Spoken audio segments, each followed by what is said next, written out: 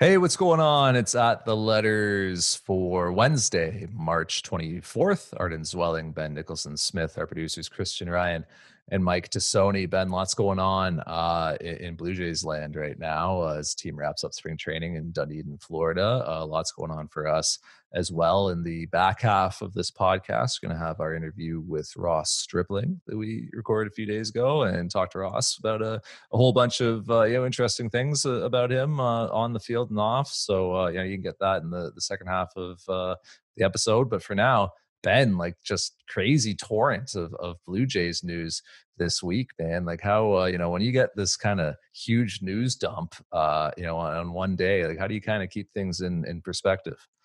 Yeah, it's a lot to make sense of right away. Like immediately after that happens, I try to just picture the depth chart that the Blue Jays have, how it's impacted, what areas they have the biggest weaknesses in. And, now obviously the bullpen would be at the top of that list, but not the only spot, as I'm sure we'll get to in the next little bit. But, you're kind of making calls right away, organizing from a work standpoint. We recorded an instant analysis right afterwards.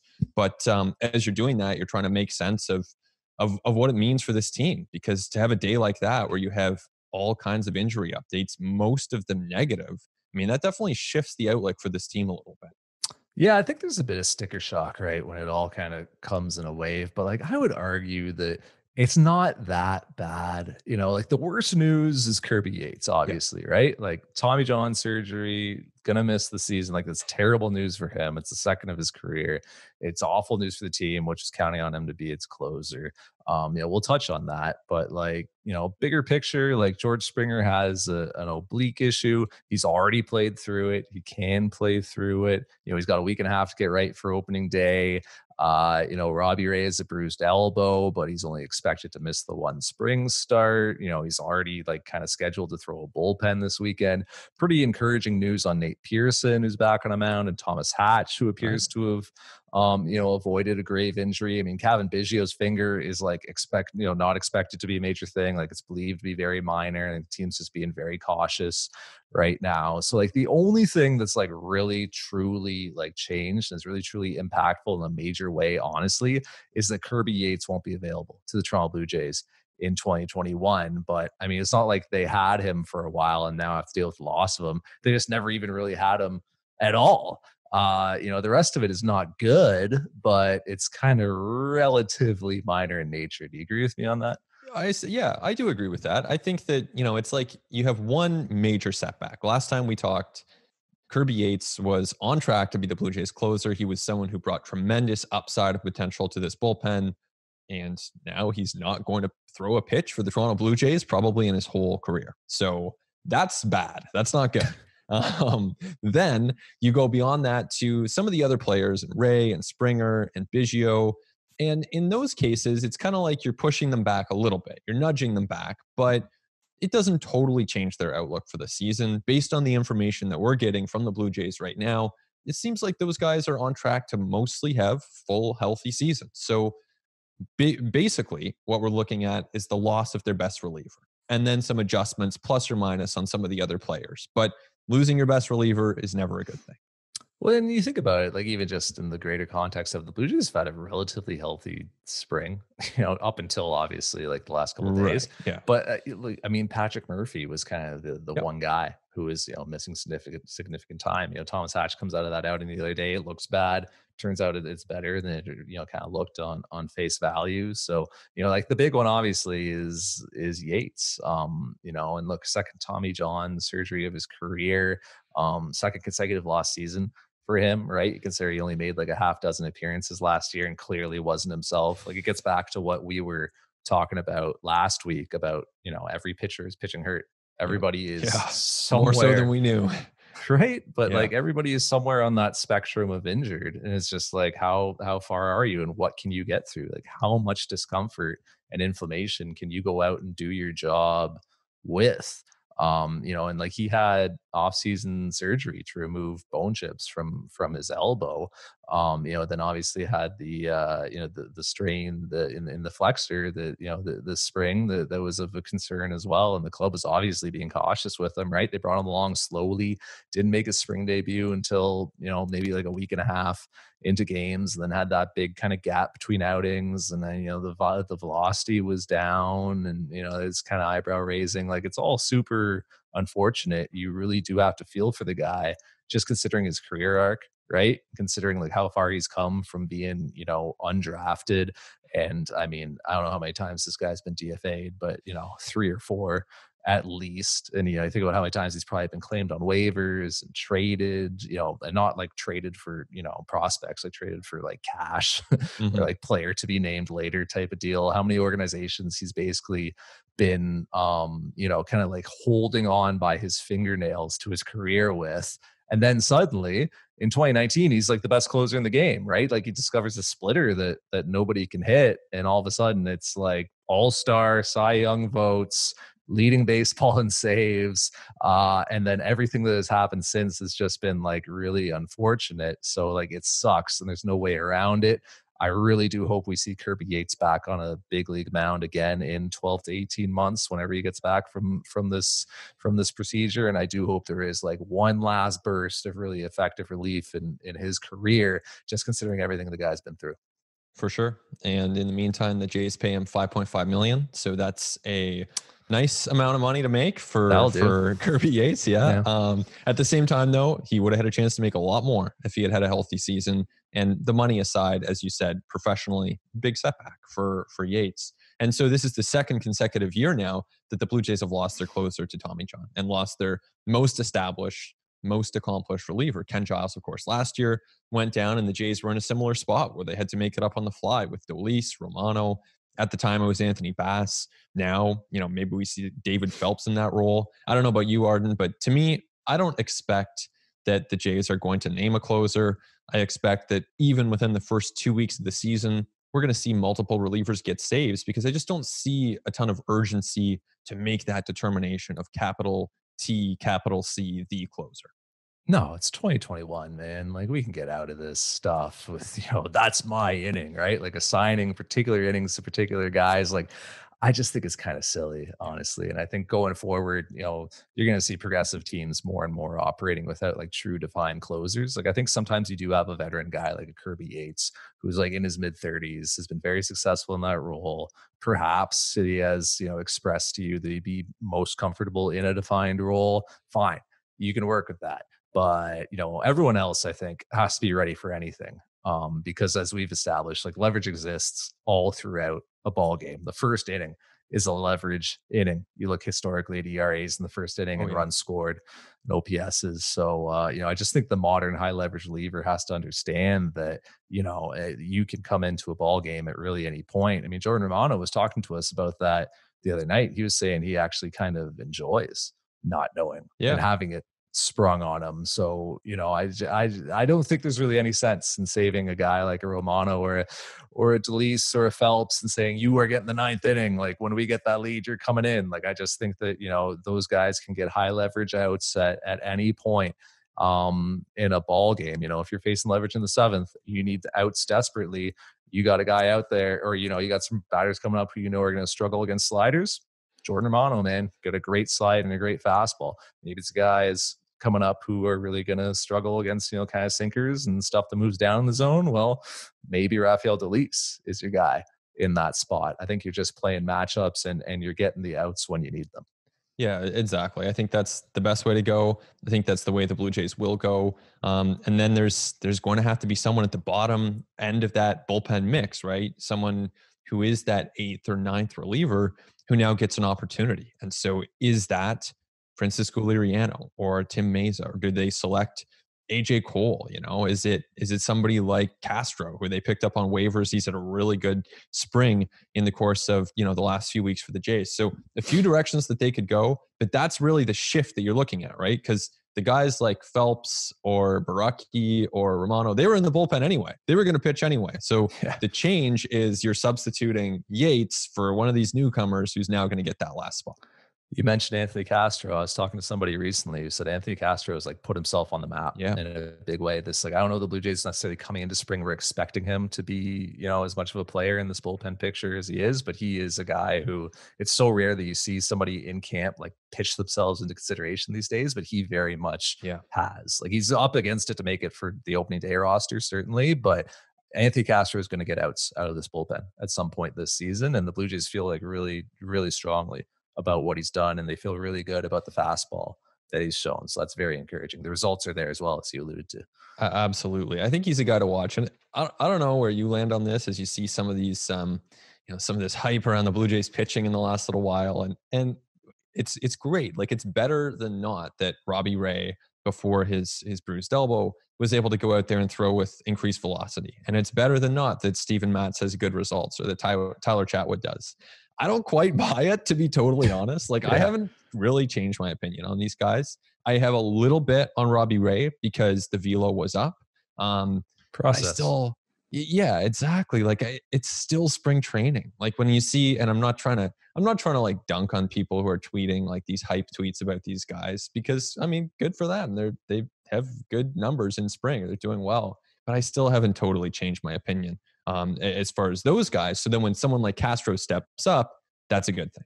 Yeah, process because it's how he's doing it, right? It's the velocity and it's the fastball. It's also it's the conversations you and I are having with people who are actually there and watching these guys and making these decisions. But like when I see a guy who is working with increased velocity, as you said, or who's attacking hitters and getting ahead, like with Robbie Ray, just being in the zone, man, and throwing strikes, right? Like because it's tough to hide from that if you're scattering it or if you are actually attacking the zone. Like that's the stuff that matters right now more so than results, like, and it's look, like you said, like it's impossible to paint this spring as anything but wildly successful for Robbie Ray up until he fell down the stairs. But like the process is there. Same thing with Matz, man. Like the guy is getting into tough spots where he gives up a double to Bryce Harper, and that's a situation where quite literally with Bryce Harper at the plate last year in starts, like things spiraled for him and things went poorly. And this year he has shown an improved mental approach and an improved resiliency in those moments of adversity. Does that carry over into the regular season? We'll see. But those are like the process things that, are kind of are pretty encouraging behind some of these results. Yeah, absolutely. And like you said, we'll see how it translates when it counts. I think that it's going to lead to some interesting over-unders, which we'll be doing next week on the podcast. I sent out a tweet, but anyone who wants to contribute, we're going to have a few listener submissions for those. So if you want to send in an over-under, we're going to pick a few from listeners. So I will retweet my own tweet. It'll be up at the top of my timeline, and check that out and reply if you've got any. One more on Kirby Yates before we tie up George Springer and then get to Ross Stripling. But with Yates, I mean, how do you kind of reflect now on the deal that the Blue Jays signed him to this offseason? Because, like, look, the club obviously was aware of the risk with Kirby Yates. Like, you look at the deal they signed him to: 1 year, $5.5 million, 4.5 in incentives. The only guarantee is the $5.5 million. So you compare that to like Trevor Rosenthal getting 11 million and Brad Hand getting 11 million. Archie Bradley got like 6, right? In a guarantee. I mean, Yates could have exceeded it in incentives, but I'm going to deal with just guarantee because that's all you're guaranteeing the guy.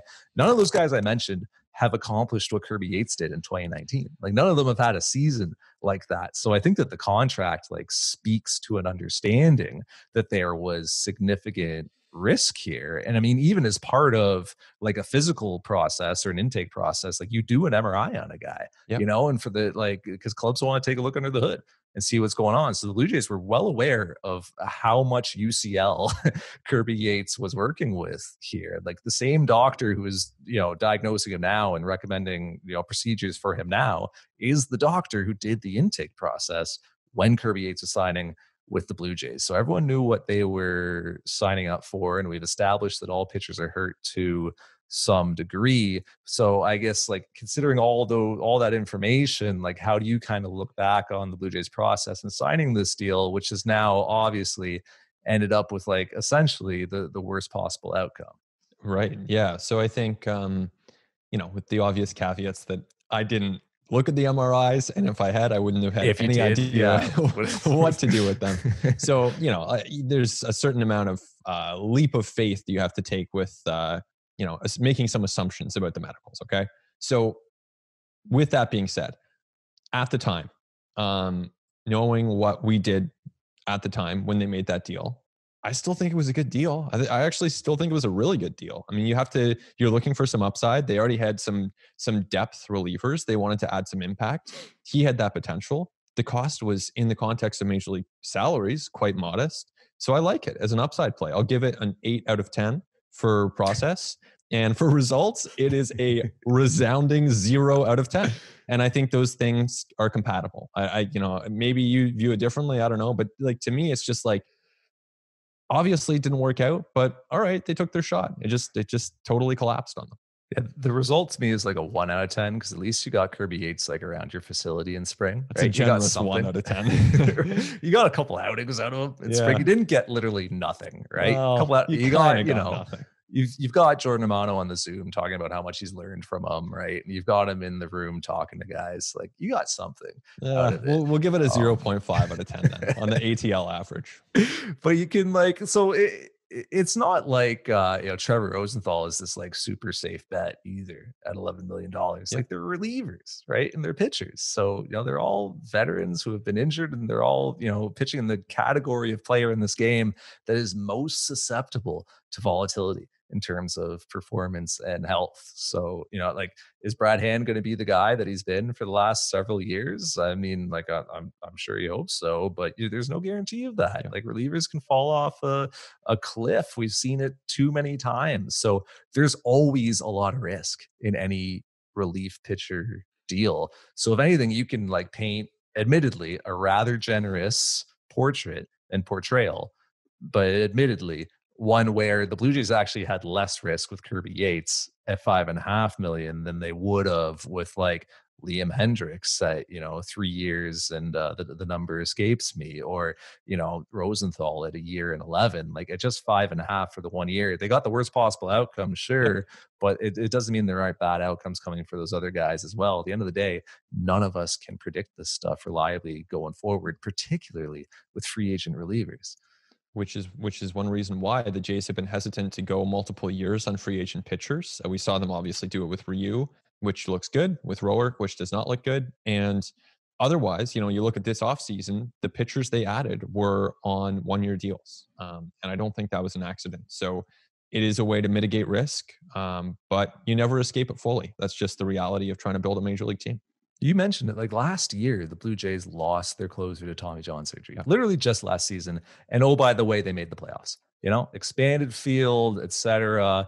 Yeah, I get it. Right. But ultimately, when you're replacing a reliever, even your closer, you're looking at most 60 innings that you're looking to replace. And in a season, you have like 1,500 innings, somewhere around there total. So you're talking about like 5% of the innings, probably even less, actually, doing the math in my head, that you're looking to replace for the seasons. Like, look, they're important innings, certainly, but they're not as important as like Hyun-Jin Ryu's innings. They aren't as like irreplaceable as those. It just means more leverage ultimately for kind of that second tier of guy, right? Whereas like Dolis and Romano were always going to be facing leverage, Rocky too.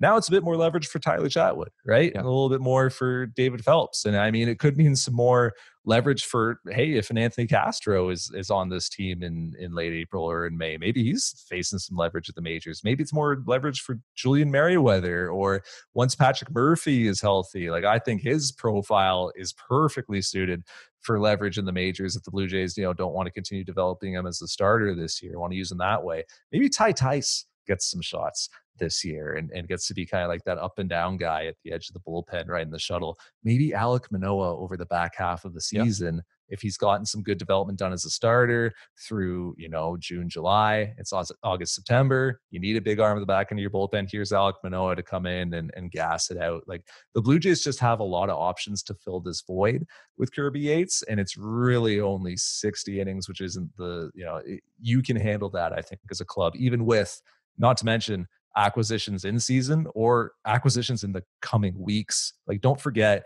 Daniel Hudson was acquired at the end of spring training a couple of years ago, and then ended up pitching in the World Series and signing like a 2-year, $11 million deal the following offseason. Hudson was on waivers, or maybe he was actually already released and signed. got him for nothing at the end of spring training and became a piece in their bullpen. So these things take care of themselves. They do, and I think that they become a little bit easier too when you're able to go out and pursue some help. And it sounds like the Jays want to do that along the lines of that Hudson example, which is, a good reminder that these things are possible. And the deal might appear minor at the time, but as you said, there's the potential for that to become a bigger move over the course of the season. And certainly, I think they need more help. I think that they should be looking outside the organization, trying to add more arms to that group. Then you option Castro. He's there as your reserve. He's not starting the season with you as a guy that you're necessarily counting on. But as an overall kind of reaction to the pitching status, including Pearson, including Hatch, I think things are okay. I don't think they're better than okay. Like, I don't think this is good at all. It's obviously, these are setbacks we're mostly talking about here. But I think it's okay. And they've got to be pretty careful now because, they don't want to be in a position where TJ Zoik is necessarily like in that big league rotation, which they're a little precariously close to. Quickly, let's touch on George Springer. Speaking of being careful, this is a guy who was battling some abdominal tightness earlier this spring. Obviously, missed that game with it, and then it was like back the next day, like crushing a ball over the left field wall. Yeah, running around in the outfield. But it seems like symptoms lingered. Blue Jays sent him for an MRI. Guy's got a grade 2 oblique strain, Yeah. but apparently is not experiencing the symptoms that one might expect from it, is not as limited by it as possible. So it's kind of created this interesting scenario where the Blue Jays have this clear and defined injury that they want to be mindful of and they want to be careful of, and they don't want to become worse as the season goes on. Meanwhile, they've got this player who's like, no, I can play. I'm good. Like, I'm fine. I can swing the bat and I can be out there and I can get all my work in and I can help this team. Like, like as an organization, like, Ben, how do you kind of manage that push pull of obviously wanting to be mindful and careful, but then also having this player who is saying, no, I'm good to play? It is a weird one, right? Where the MRI results just don't seem to be lining up with how Springer appears to be describing his own experience of the injury. So I think the answer is you take it day by day to start, and you see if these 3-4 days of rest help him. And if it's not improving, then I really do think you have to start him on the IL. And you can backdate it. If you backdate it, then he can miss 6 games. So that would mean 10-day IL stint. It's only costing you 6 games. It's not the worst. It's definitely not the best. Best case scenario is him playing one, being available from the first week of the season and helping the Blue Jays in that first series against the Yankees. And now that's looking less likely, still on the table. But I think you just go day by day, and you have to be prepared to say, all right, we're giving him a rest. This is not what we wanted, but we're going to give him a rest. Here's the thing, Ben. Like, you take another MRI this weekend, it's not going to show anything different. Yeah. You're not going to have like all of a sudden, Yep. oh yeah, that grade 2 strain is gone. Like, it's still going to be there. Like, that's just physics. Like, that's just how this Yeah. stuff works. That's just biology. So, it sounds like with George Springer, like if it's up to him, he will play opening day. And like, you totally understand that, right? Like, he's proven he can play through it and he wants to take the field, and it's admirable, his willingness to play through injury. But if you're the club, man, like, I just think you have to take the long view. Yeah. And I think you probably have to take the decision out of George Springer's hands. And you have to say, look, we're gonna hold you out, man. Oh, you're gonna start the year on the IL. Or like, you could kind of do a little bit of like a soft solution where it's like, okay, you're on the roster, but you're not gonna play on opening day. And remember, the Blue Jays have that off day on day 2 of the season. So they could carry George Springer on opening day, not play him. Then you got another day after that. And then you can really reassess and say, okay, are we comfortable now with on game 2, day 3 of the season, George Springer going ahead and starting as a DH and working his way back in? Or do we have to look at backdating the IL, like you said, so we can get a reliever up here? Like, I think that is the most likely outcome here, because as the Blue Jays, you don't want this to be something that, even if it isn't bothering George Springer right now, and even if the symptoms aren't that bad right now, you don't want it to be something that's progressively getting worse throughout the season and that he is carrying and playing through. You can ask Marcus Semien how that goes. He tried to do the same thing last year, and look at his numbers from the first month of the season. It doesn't end well. Right, exactly. And I mean, if you're going to rest him that opening day, then you can just put him on the IL, have him miss 3 more. Like, it's only 3 more games at that point.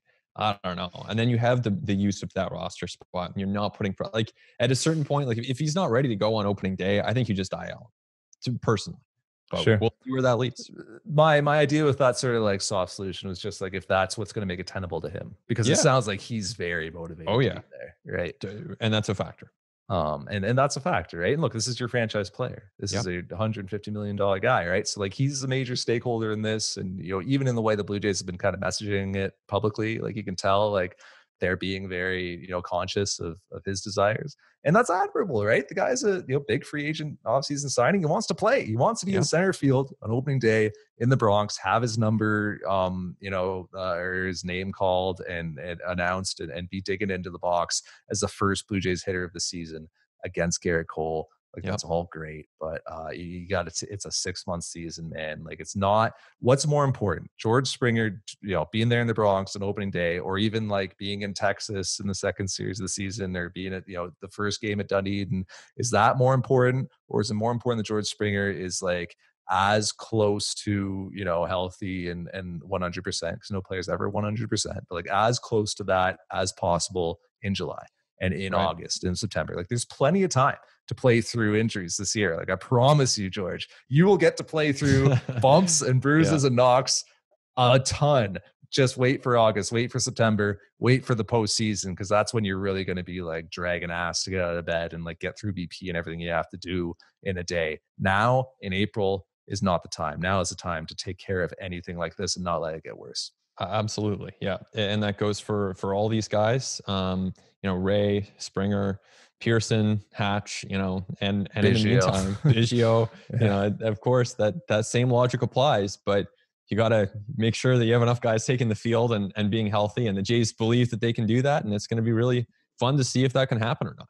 Yeah, it's a lot of minor knocks in Blue Jays camp right now, but I wouldn't say that it's more than other teams are seeing. Like I think it is actually a pretty standard rate of injury that the Blue Jays are experiencing right now. Yeah, just my opinion. I think it's within the realm of normal on the high end. Fair enough. Let's take a break. But when we come back, we are going to talk to Toronto Blue Jays starter Ross Stripling, who's kind enough to join us on the pod this week. All that and so much more. And we continue on At the Letters. Ross Stripling joins us on At the Letters. And Ross, I always thank our guests for making the time for us. But I guess that particularly for you, considering you're not only a new father, not only having had a kid during a pandemic and a generational snowstorm in Texas, you're not only at spring training with a new team, trying to make an impression, trying to catch up after being a little bit late. You might have a start in the opening week of the season, not only during all the COVID protocols and everything, the weirdest spring training anyone's ever seen. I think I really do sincerely need to thank you for making the time. You can't have much of it on your hands these days. Yeah, I'm a busy man. And first off, Ben, Arden, thanks for having me, man. You know what? Yeah, sometimes I bite off more than I can chew, that's for sure. But right now, my little man Jackson's taking a nap, so I can fit in a little 20, 30-minute interview here with you guys and have some fun. That's awesome. Well, yeah, we definitely appreciate it. And, of all of the guests that we've had, it's pretty rare for us to have another podcaster on the podcast. So I wanted to ask you about your own podcast, obviously one that's gotten a lot of traction. We saw Bo Bichette on it recently. Clayton Kershaw's been on it. And so I wanted to ask what led you to start the Big Swing podcast and where it is today. Yeah, so you guys certainly know the grind that is podcasting and finding the time to record and then obviously produce and put the episode up on the platforms and then to find guests. All that goes into it is tough. How I got into it was I have a buddy, he's my co-host on the Big Swing. His name's Cooper Searles, and we're buddies from back home in Houston. We both went to A&M together. Our wives are basically best friends. And we were sitting at a Rockets game, I guess in 2018, and he had always talked podcasts. He's like, man, you got to listen to The Ringer. You got to listen to Pardon My Take, like all these. And I was like, I don't know. I just kind of like to throw on XM radio and jam out when I'm driving. Podcasts have never really been my cup of tea. And I start listening to them and I love them. And then you start looking around, you're like, man, there's not a ton of baseball players doing podcasts. Like we could find a little niche in there and get some, at the time I was a Dodger and you look around that locker room and it's just A-listers, right? I mean, it's just all-star after all-star. And you think, okay, I have an awesome network of guys to pull from. And you have a kind of an open, candid conversation. You're not going to necessarily get the, I take it one game at a time and God willing, I'm going to pull through. And like kind of those go-to answers that you get from athletes in the locker room post games, but more have an open discussion player to player. And when we kind of thought about it, we were like, man, this seems like a great idea. Let's go with it. And gosh, 100-something episodes later, we're still cooking. Yeah, it's really cool, and it's like you said, almost like that Players Tribune style. There's a bit more candor, than you might get if a player is talking to me or Arden or people in the media, and it's fun to hear that behind the scenes stuff. And I wanted to ask you too about your most recent episode, because I was listening in, and I found this really fun because it's pretty rare that an athlete will weigh in on the league that they're in when it comes to making any kind of candid prediction or prognostication. And you guys were on there making your MVP picks, your Cy Young picks. I mean, you're eligible for these awards, and here you are making these picks. So, I just wanted to ask you, how did you get to that point of just being comfortable throwing that stuff out there and saying, yeah, I think Garrett Cole's the favorite for Cy Young in the American League?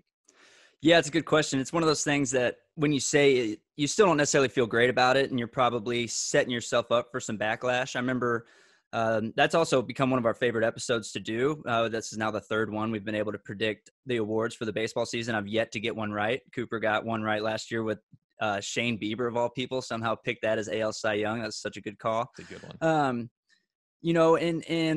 At first, man, I really thought about that stuff, and I was hard on myself and didn't want to rub anyone the wrong way. And I still definitely feel that way. But as you start opening up more and saying things like that, and even talking about teams in your division, and I've been very outspoken about my struggles against Mike Trout and Nolan Arenado and Javi Baez, and I think people like to hear that, and you mentioned the candor side of it. I think that fans enjoy hearing players be vulnerable and talk about stuff like that. And, for one, I haven't received, knock on wood, a bunch of backlash on Twitter for some of the things that I say.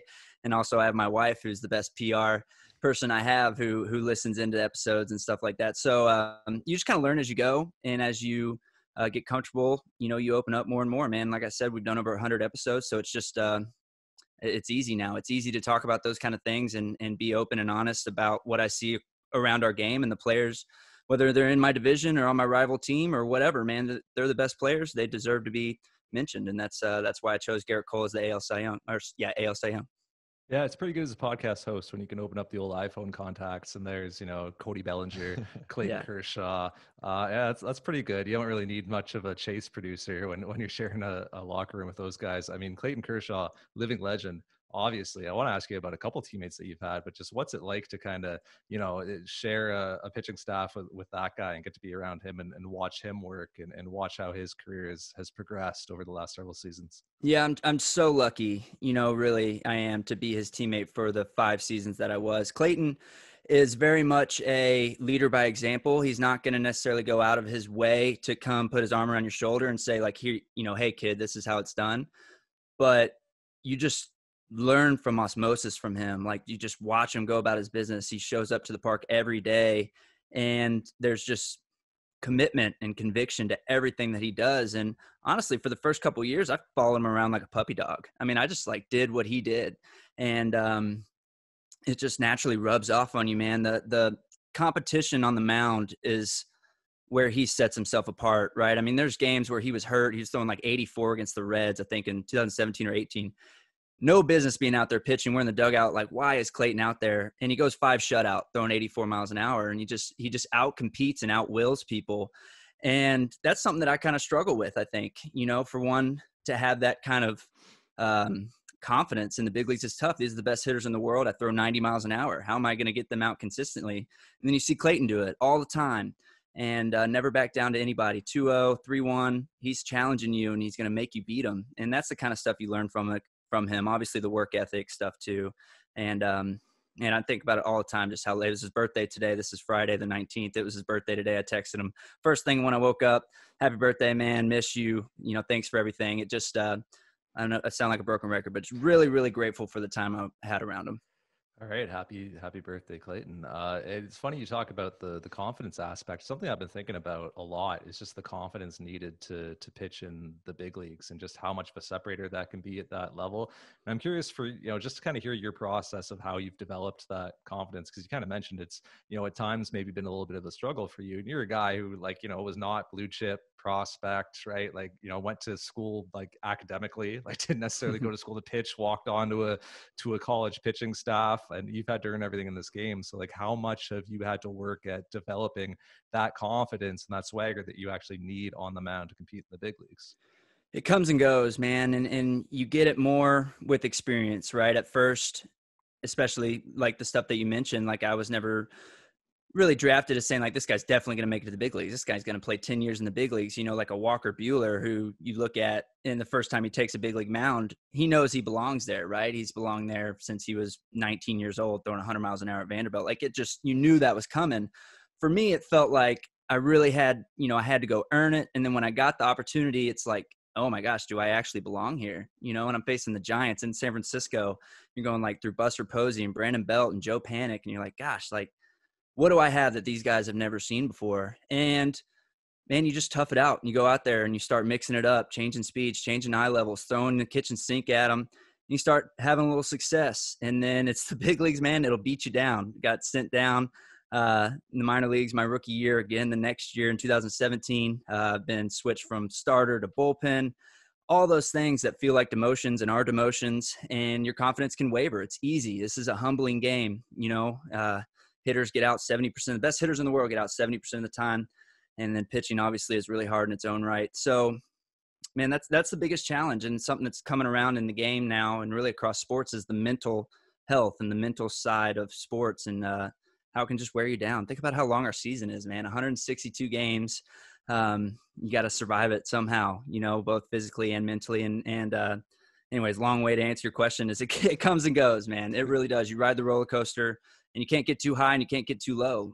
Even Max Scherzer, Clayton Kershaw, like we just talked, will have bad outings, but it's those guys that take the ball again the next time and throw the ball with conviction, expecting to have success, and you just build confidence that way. You know, going back to Kershaw and some of the elite players on that Dodgers team, or really at any point that you've come across in your career, are there little things that they do behind the scenes? Because, you know, I'm thinking really in most fields, there are people who distinguish themselves. And oftentimes it's not necessarily that they do everything leaps and bounds better, but sometimes it really is those little things that they separate themselves with. So can you think of anything with Kershaw or other teammates that you've had where you've noticed something and kind of taken away something from their approach? Yeah, sure. Gosh, you could go down the line. Clayton, we are just touched on is just like the type A personality of just almost every minute to the day is planned to a T to get him ready for that for that fifth day, where if he takes the ball and doesn't have success on that fifth day, he can't look back and say, well, on day 3, I mailed in my core regiment. You know, he does not do that. That will never happen to Clayton. Rich Hill, just sheer like tenacity on the mound. I mean, he's as happy-go-lucky goofball, and then when the lights come on and he's on the mound, I mean, he just goes to an assassin mode to another level.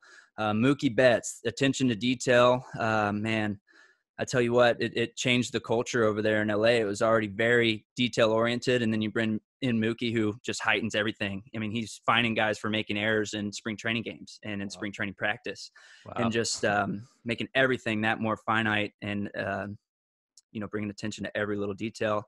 Really, and just, I mean, it stems from the front office too. Think about the organization coming down and how prepared everyone is, whether you believe in the shift or not, believe in analytics or not.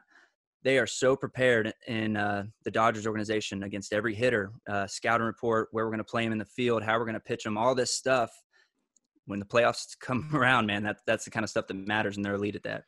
Man, you mentioned Rich Hill, who was like one of my favorite pitchers to watch over the last several years. You think about the way that guy uses his curveball. It's unbelievable what he's able to do, and into like his late 30s as well. You're a pretty big curveball guy yourself, had a lot of success with it in the Dodgers organization when he started using it more often. Did he give you any pointers? Did you pick anything up from him? Because he probably spins one of the nicest ones in the majors. Yeah, gosh. I wish every big leaguer, I wish every human being that likes baseball could play catch with Rich Hill. He is the first guy that at 200 feet, the ball hits you the same as 60 feet. Like the first guy that I saw, he throws 87 miles an hour, and you're like, okay, that's what like true spin and spin rate and spin efficiency is. I mean, it's incredible. And then you see his curveball. It almost has 2 breaks. It'll like break it'll break left to right, and then it'll break downwards. It like catches twice. and he can change the shape. He can change his arm angle on it, and speed, everything, just really good feel for that breaking ball. And as a 2-pitch guy, that's the kind of weapon you got to have to survive multiple times through the lineup as he does. And what I learned from him really is the conviction behind the curveball, which is, Tyler Glass now kind of says the same thing. Clayton Kershaw, guys that throw big curveballs usually say the same thing, is that the second you try and baby it, you're done. For one, you're giving it up to the hitter. It's going to pop out of your hand. You have to throw it almost harder than your heater, right? And you got to try and throw it on a dart. Throw it 55 feet before it catches on a line, right? Because it's kind of come out maybe belly button high, maybe even a little bit higher on a hitter, look like a fastball up, which is great in today's game with a lot of fastballs up. And then it's going to catch as it gets to the plate, fall to the strike zone or below. And that was always a Rich Hill thing. It's like, how far can I throw it before it catches and starts to break? Because the longer you can get it tunneling, talking driveline, Trevor Bauer terms here, tunneling, how far can I get it towards the hitter looking like a heater before it makes its move? Your curveball's got a ton of break, and I think that for the common fan, when you see a pitcher on the mound who's struggling to command his curveball, and pitchers wear it on their sleeves, right, when they don't have their command on a given day. Like, can you even just explain what goes into maintaining the command on a curveball that breaks as much of yours, and how much of a challenge it is, not only on start days, but like in between start days and bullpens, and how much work really goes into being able to throw that thing in the strike zone? Yeah, great question. Mine has 18 to 20 inches of break, so I'm trying to drop that thing in. For one, the plate's only 17 inches wide. And then obviously you've got the up down strike zone as well.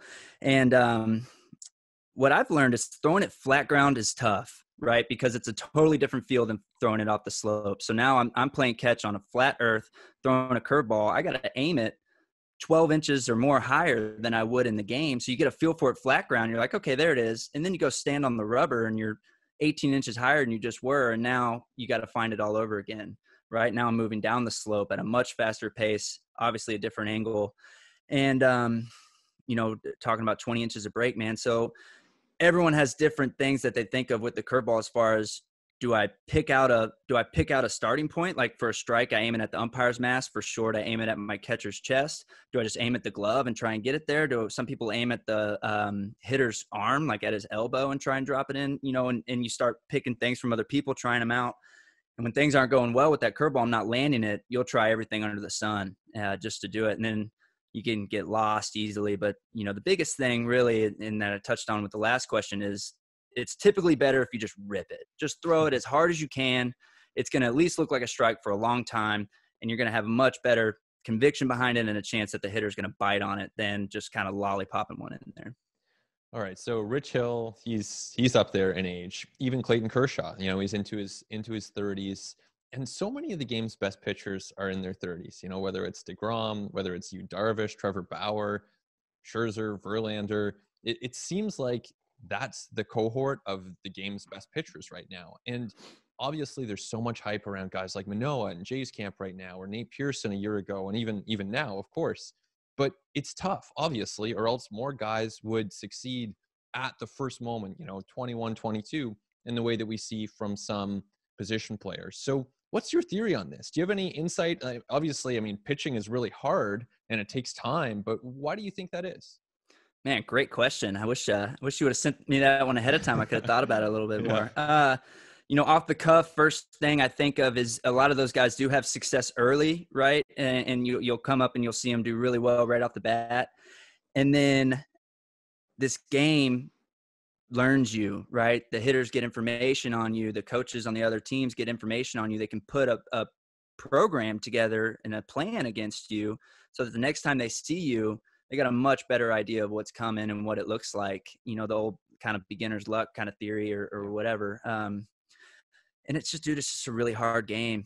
And the guys that stick around a long time, like the guys you just mentioned, Verlander, Scherzer, Kershaw, they have elite arsenals and they throw any pitch in any count. And, today we have a lot of really good young arms, but they throw really hard.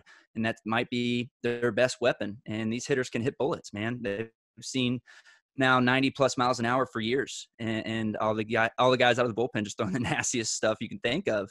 These hitters can time up a bullet. And it doesn't necessarily matter if you get called up and you throw 97 for 7 innings now. You got to be able to change speeds, change eye levels, and make them uncomfortable in the box. And, off the top of my head, that would be the reason I would say the young guys aren't having, success into like year 2, year 3. It's a learning curve, man. You got to figure out another way to keep these hitters off balance. For sure. And I mean, you've touched on some of this in our discussion so far, but I guess for you, like, what are some of the ways that you're better as a pitcher now than you were when you first broke in? The ability to plan. At first I was overwhelming myself trying to take on too much information. I wanted to know exactly what Nolan Arenado hit against 2-1 sliders down and away, right. Exactly what Charlie Blackmon hit against 1-0 changeups. And you're on the mound and I'm just overloaded with information. I'm just bogged down and I'm thinking about too much instead of just attacking the hitter. And you start to pick and choose exactly what you want from a scouting report. And I don't get that in depth anymore. I still want to have an idea of what can I get ahead with, what's good in mid counts, what's good to put them away with, what gets a ground ball, like more overarching themes, not like pinpoint counts and pitches.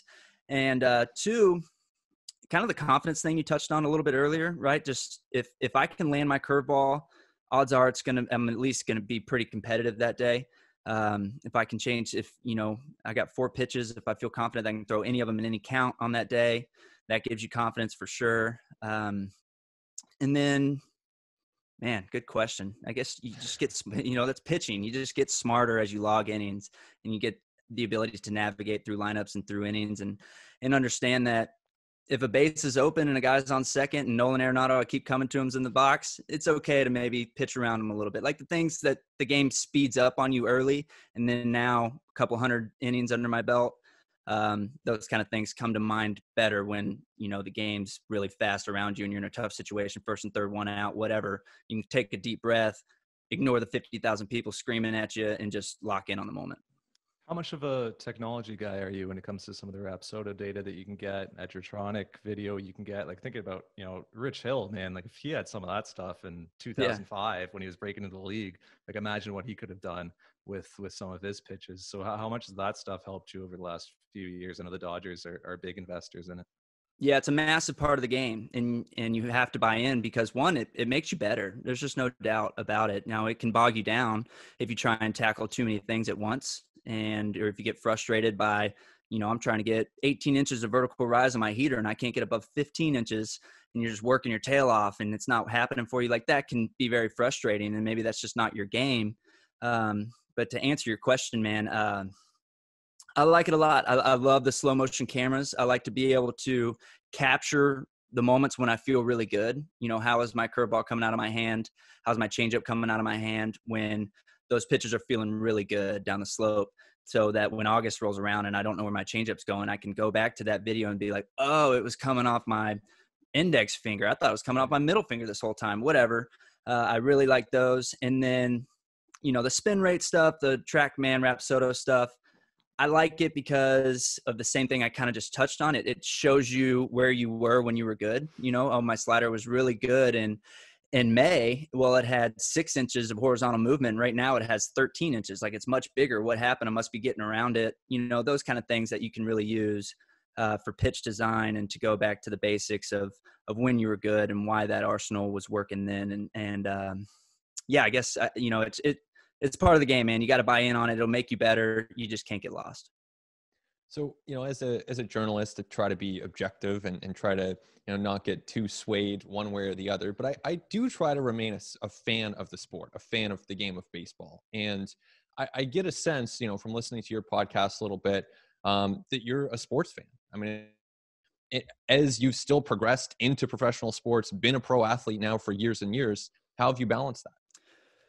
Like my love for other sports and baseball too. I mean, it seems like hearing you talk, like you have an appreciation for Nolan Arenado is such a good player. Man, I can really it doesn't seem like you've lost that part even for baseball. Not at all. I'm a numbers guy and I'm a nerd, right? So I love studying and appreciating the best athletes in the world, whether it's baseball or another sport.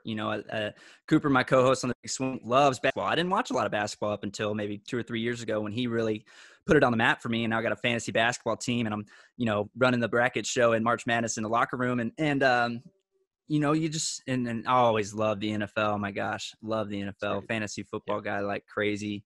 I used to have a lot of spare time on my hands for sure, especially in the off season. That's football time. So just sit on Saturday, watch some college football, sit down on Sunday and watch the NFL. And, you read articles like what you guys put out there, and you guys are really good at your jobs, man. It makes it fun to read and learn new stuff about athletes across the world in different sports. It's just, that's part of the reason why I started the podcast too, is you can just show personality of athletes that people weren't getting as much as 10 years ago, right before social media and all that kind of stuff. Think about the access we have to athletes now.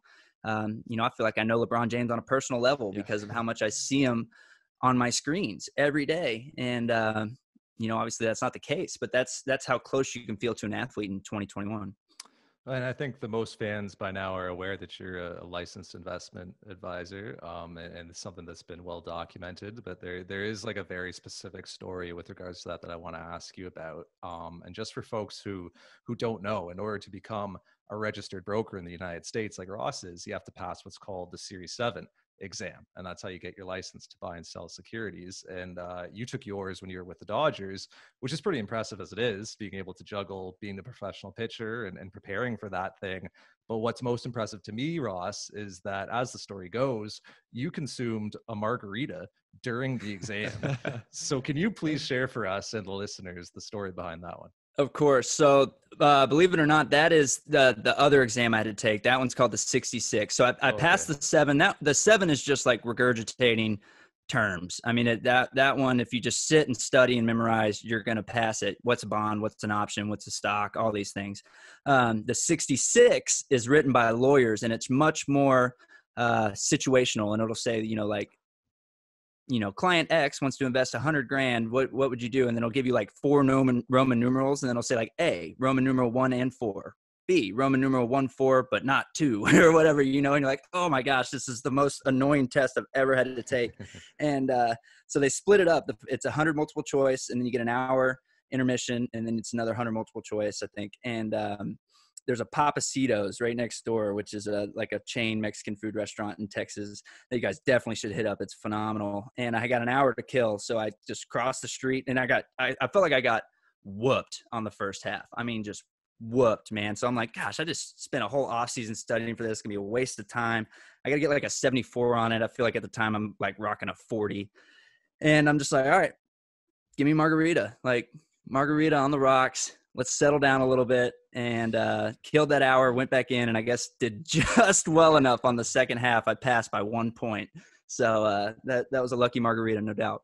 That's amazing. I'll have to check out that place sometime. So, I was looking up some of these videos to understand, like what it is that you do. And I come across these kind of Fox business guest segments that you're on, and it's a different language. I could not understand what you were saying. It must be what people feel like when they hear us talk about sports, because it's like totally this different language. So do you ever have teammates that come up to you and that maybe hear you on the phone or something, and they maybe don't know, and it's like, whoa, what are you talking about?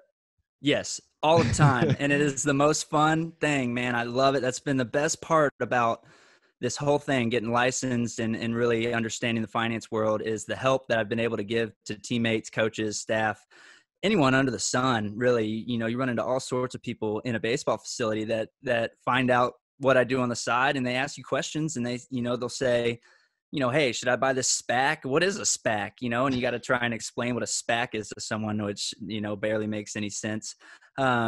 And the difference between bonds and ETFs and mutual funds and all these things that people ask that, like you said, to me, I learned them when I was 17 years old from my grandfather, and just thought that was part of the world. Everyone knows how to take care of their money. And then you get here and there's guys making millions and millions of dollars who may not even have their login to their brokerage account, so to be able to help them out as much as I can has been so much fun, and definitely the best part of the gig by far, is because, you get to see the light bulb go off, and they're like, oh, I get it now. And that's always awesome.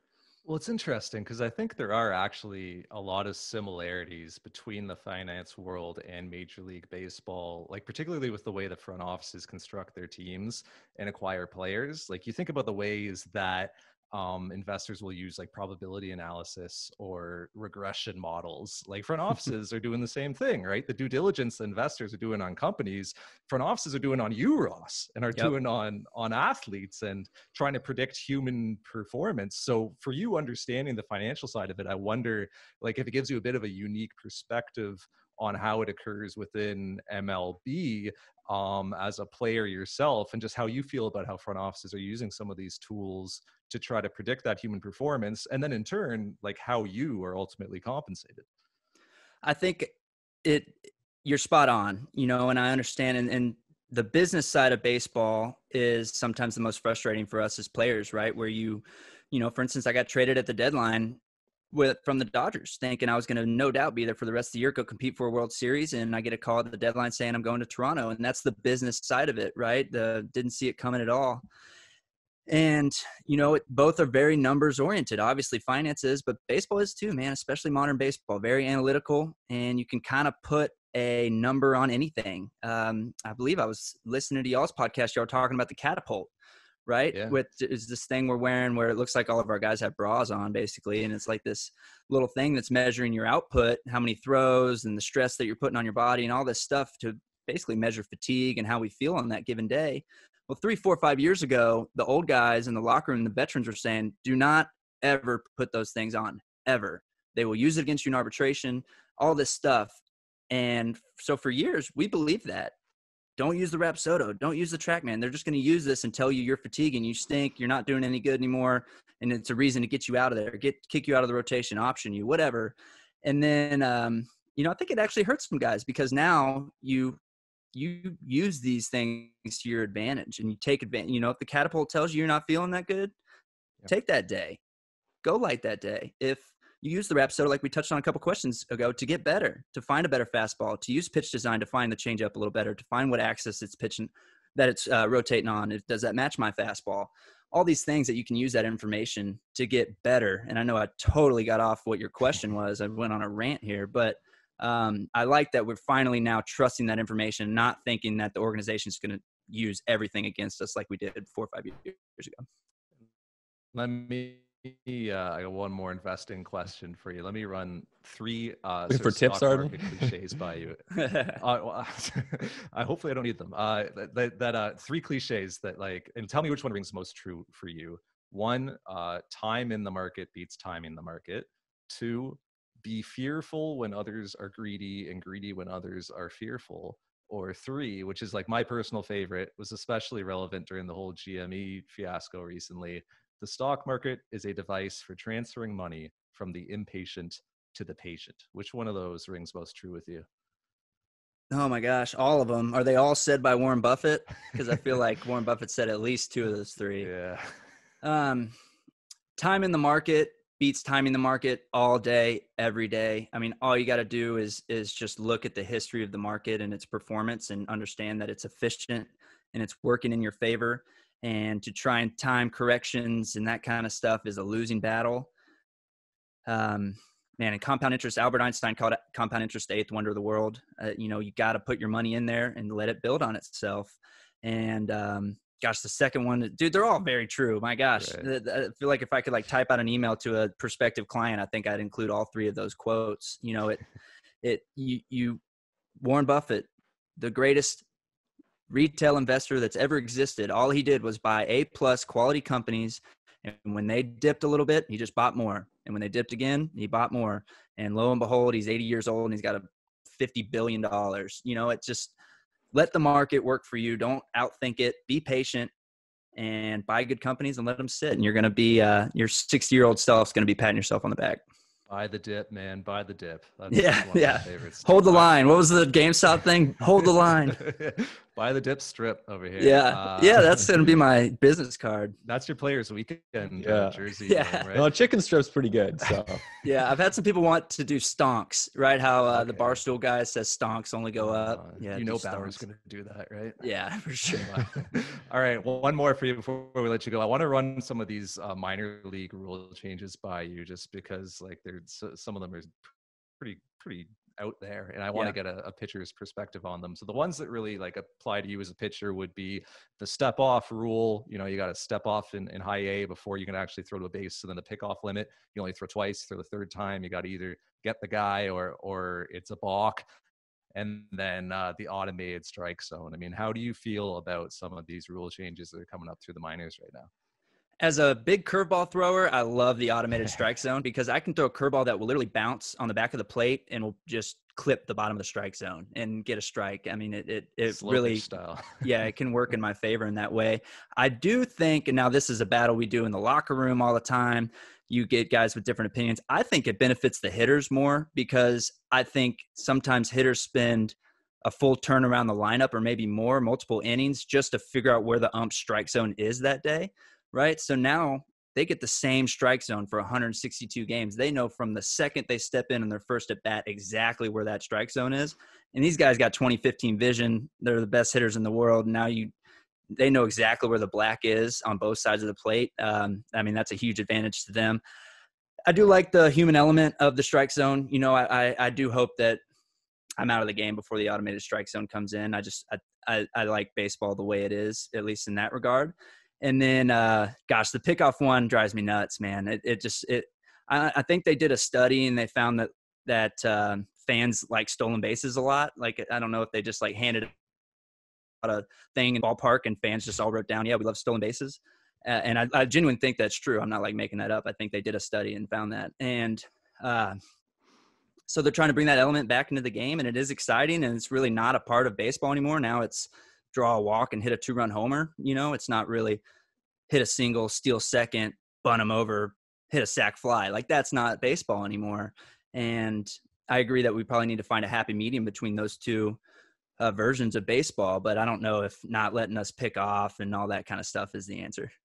The one for me is the defensive positioning. I hate that one. I just that's the game. Line guys up wherever you're going to line them up. I don't like the idea of having to have two on either side of second base. Yeah, I'm with you there. I don't know how I feel about that one, honestly. You can get so over analytical in baseball, right? Where Justin Turner's hanging out in shallow right field, throwing guys out at first, and how frustrating that is for like a Joey Gallo who hits a ball 115 miles an hour and he's out at first base from right field, you know? I think you got to let the fielders play because even going back to Ted Williams, they've always played, in various configurations. So I don't think that you have to artificially restrict fielders. Sure. Personally. Yeah, I'm with you. I'm not going to fight you on that one either. Yeah. How about, do you guys believe that hitters hit into the shift because that's just where they hit it and they're punching out more because they're trying to hit it out of the shift, trying to hit homers because of the shift? Or do you think that the shift just works? I don't know. Does how I'm phrasing that make sense? I think hitters get paid for damage, and I think the damage is doubles, triples, and homers, right? Yeah. Like, I think the damage is slugging percentage, damage is exit velo. So like that's what, and so naturally, I think the ball ends up going into the shift. I think that like some really good hitters with some really high OPSs could probably hit the ball the other way just fine, but maybe not for as much damage. Yeah. So they'd much rather put up big power numbers because that's what get paid in this game. That goes back to the stolen base thing, right? Bags don't get you paid anymore. Right. Stealing a bunch of, if you like compensate guys for stealing a bunch of bases, I promise you guys will steal a bunch of bases, but they're not getting compensated for that. And actually getting caught stealing a base is now hurting your wins above replacement. So why would you even take the risk, right? Yeah, so, spot on. Yeah. Even with, something like bunting, right? Like, I think there are a lot of fans who kind of wish that hitters would, when they're shifted against it, they would just bunt it to the left side, take your single. But I think that, it's way, way harder. And you would know this. You've pitched in the National League. You've hit in the National League. Like, there's no way that it's easy to just, quote unquote, drop a bunt down for a base hit. Like, pitchers are too good for that to be doable. Yep, I agree completely. I hate bunting with a passion. I was never any good at it, and I do not want to do it anymore. And I tell you what, as a pitcher, I don't care. Like a Jock Peterson, a Yasmani Grandal, guys I played with in LA that would try that bunt all the time. Like, they're not fast. Yeah, go to first base, Yasmani Grandal. Like, I'm not even going to worry about you. And you have the ability to hit 40 homers, and now you're just standing on first base. I'll worry about the next guy. So as a pitcher, you gave up a hit and there's a guy on base and all that goes into it. But a lot of times those guys doing it are sluggers, right? Anthony Rizzo. And you're like, dude, yeah, go to first base. Right. Well, and the worst part as a pitcher trying to bunt is that the pitcher on the mound knows that you're trying to bunt. So like for you, when you know you've got a pitcher who's trying to bunt, like what are you throwing? Like what is your approach to throw, the hardest pitch to lay down for a bunt? Yeah, it's my curveball for sure, because I've tried to bunt other guys' curveballs. And I feel like there's kind of an unspoken rule that you give them like one, here's a fastball on the plate, good luck. And if they don't get it down, all right, you're getting, my nastiest stuff. You missed your one chance. And I don't even know if that really exists anymore. It depends on the situation. Like if a guy's on second, no outs, and you're trying to bunt him to third, I'm probably throwing you all curveballs. Like I do not want that guy to get to third with less than 2 outs. But if it's just guy on first, 1 out, pitcher's up, yeah, I'll give you one on the plate. Good luck. If not, I'm going for the punch out. That is one rule that I will be happy to see is when it's just DH in both leagues. And Ben disagrees with me. Ben loves seeing pitchers hit. Sorry, Ross. Yeah. But I just don't. I think it's over. Yeah. I think the era is past, and it's time to just let pitchers pitch and hitters hit. I just don't want to see guys get hurt, right? Like Yeah. Jimmy Nelson, who basically hasn't pitched since 2017, how good he was for Milwaukee, gets hurt diving back into first base. Adam Wainwright missed a season from hitting. Alex Wood was my teammate in 2016 who missed a bunch of time because he hyperextended his elbow hitting. Like if we can somehow limit, superstar pitchers from getting injured hitting, yeah, it brings a cool little element to the game. It keeps the divisions separate from each other.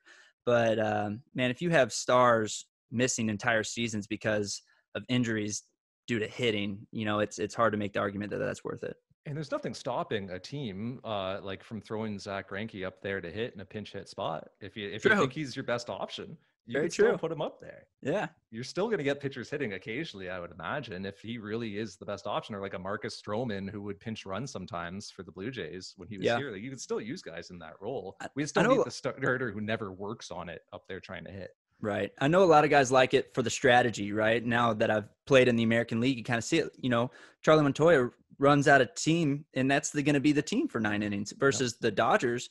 Every position player was probably going to get some action during that 9 innings. At some point, Kike was going to defensive replace, Chris Taylor defensive replace. You're going to hit the lefty off the bench. You're going to hit the righty off the bench the next inning because of the matchups. Like that strategy in the NL is cool. So I get it for that reason. But as far as if your argument is just like, I want to see pitchers hit, I can't really defend you there. That's for sure. No, and I think too, like you have the occasional payoff that's like, oh my God, Bartolo Colon just hit a home run. That's so fun. And everyone's like excited about it, but nobody's thinking about the thousands of times that it's 1, 2, 3 whiff. And we all forget about those. Yeah. Well, and as a pitcher, man, I loved it because you get, I always talk about the Rockies because you got to survive, especially my first couple of years. You got to get through Blackmon, LeMahieu, Arenado, Story.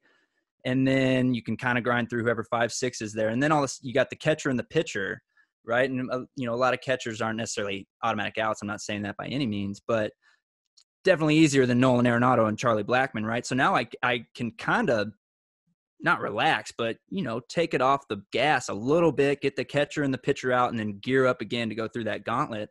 The American League, that doesn't exist, especially in this division, man. It's 1 through 9 in today's game, and the American League can hit a homer at any time.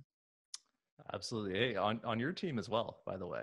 So yeah, I know, man. I was pitching in the game last week against the Phillies, and every half inning I was sitting there for 20 minutes because we put up like 19 hits or something. It's like, gosh, man, maybe 3 lasers at someone. Let me get an inning in real quick.